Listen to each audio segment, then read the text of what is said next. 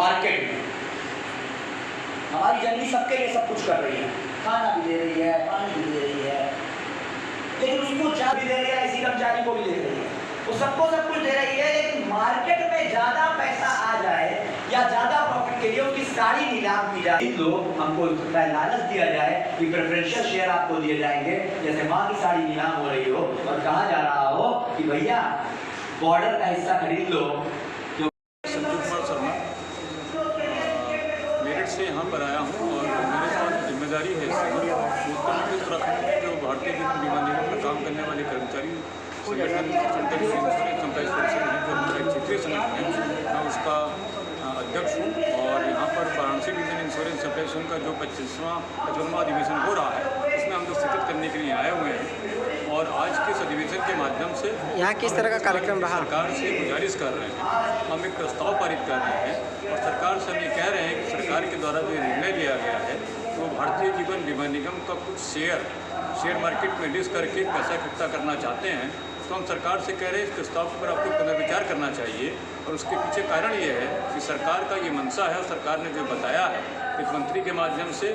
और समय समय पर दूसरे मंत्रियों के माध्यम से कि सरकार LIC का 5% या 10% तय करेंगे, भी तय नहीं करा है, उसके माध्यम से शेयर लाकर वो तकरीबन 1 लाख करोड़ रुपये भारतीय जीवन बीमा निगम के IPO से लेना चाहते हैं। हम आपको जानकारी देना चाहते हैं और आपके माध्यम से बनारसी जनता के सामने बात रखना चाहते हैं कि भारतीय जीवन बीमा निगम जिसका स्थापना 1956 में किया गया था, संसद में कल कानून बनाकर पंडित जवाहरलाल नेहरू की सरकार के द्वारा, तो 56 से लेकर 2021 के बीच में भारतीय जीवन बीमा निगम देश के विकास के लिए सरकारों को समय समय पर जो धनराशि दी है वो धनराशि अब तक 50 लाख करोड़ से ज़्यादा की धनराशि दे चुके हैं।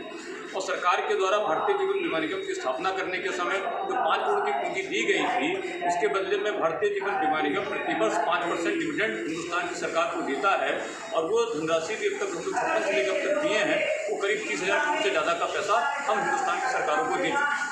तो हम सरकार से जानना चाहते हैं कि अब LIC का कुछ शेयर बेच के मात्र 1 लाख करोड़ की पूंजी के लिए भारतीय जीवन बीमा निगम जैसे सबसे मजबूत वित्तीय संस्थान को क्यों कमजोर करना चाहते हैं। इसी भारतीय जीवन बीमा निगम के द्वारा हिंदुस्तान में गरीबी की रेखा के नीचे रहने वाले लोगों की तादाद जो इस कोविड के काल में बहुत बढ़ गई है, उसके बावजूद अब तक 56 से लेकर अब तक हमने 40 करोड़ लगभग 1/3 जनता को सामाजिक सुरक्षा बीमे के रूप में प्रदान करी है। और हम ये भी कहना चाहते हैं कि समय समय पे सरकार के द्वारा जो भी हम लोगों को जिम्मेदारियां दी गई हैं उन जिम्मेदारियों को भारतीय जीवन बीमा निगम के द्वारा पूरा किया गया है।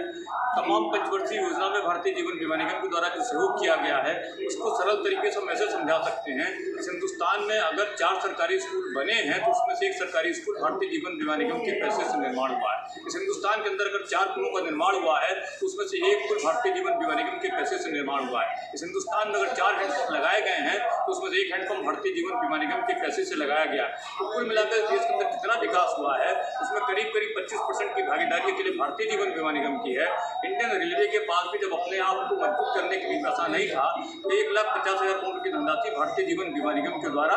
भारतीय रेलवे को दिया गया था। और नितिन गडकरी जी ने जब ये कहा कि राष्ट्रीय स्तर पर हमारे पास पुल बनाने के लिए पैसा नहीं है और हमको 25,000 करोड़ रुपए की धनराशि की जरूरत है, तो उसमें भारतीय जीवन बीमा निगम के द्वारा 10,000 करोड़ रुपए की धनराशि हमने सर्विस ट्रांसपोर्ट मिनिस्टर को दी थी। इसके चलते हुए